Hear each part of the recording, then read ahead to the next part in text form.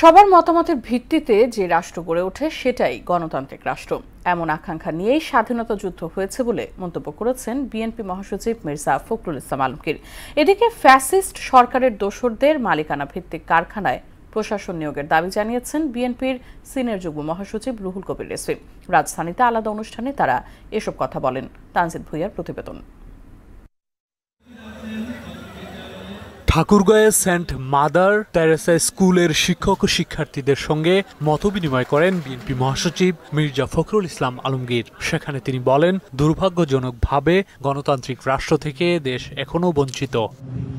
নিজেদের মধ্যে হিংসা প্রতিহিংসা হানাহানি না করে নতুন সমাজ গড়ে তোলার আহ্বান জানান মির্জা ফখরুল। যে কৃষক খেতে কাজ করে সেও কিন্তু আপনার অবদান রাখছে। আমাদের এই বাংলাদেশের জন্য আমরা কাজ করব, এটাই হওয়া উচিত আমাদের ভবিষ্যতের শপথ। মে দিবসের কর্মসূচি উপলক্ষে দলের নয়াপল্টন কার্যালয়ে সংবাদ সম্মেলন করে শ্রমিক দল। এতে সংগঠনের সমন্বয়ক শিমুল বিশ্বাস বলেন, শ্রমিকদের অধিকার আদায়ে সবসময় কাজ করে যাচ্ছে বিএনপি। গরিব মানুষের অধিকার আদায়ের আন্দোলনে আগামীকালকের মহান মে দিবসের সমাবেশ ঐতিহাসিক তাৎপর্যপূর্ণ।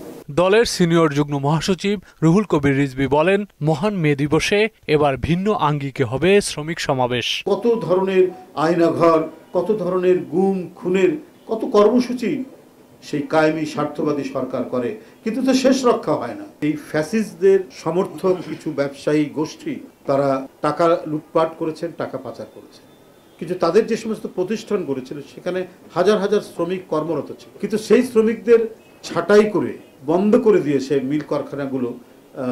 আমার মনে হয় যে সেটা অন্তর্বর্তীকালীন সরকারের এই জিনিসটা করা ঠিক হয়নি। এদিকে গুলশানে ইরানি দূতাবাসে শোক বইয়ে স্বাক্ষর করতে আসেন বিএনপির প্রতিনিধি দল। পরে সাংবাদিকের প্রশ্নে দলের চেয়ারপারসনের উপদেষ্টা ইসমাইল জবিউল্লাহ জানান, খালেদা জিয়ার দেশে আসার বিষয়ে এখনো কোনো চূড়ান্ত তারিখ হয়নি। মুহূর্তে বলা যাবে না নির্দিষ্ট করে, তবে আমরা খুব সহসাই আমরা আশা করছি ইনশাআল্লাহ দেশে ফিরবেন। তানজিদ ভুঁইয়া, মোহনা সংবাদ, ঢাকা।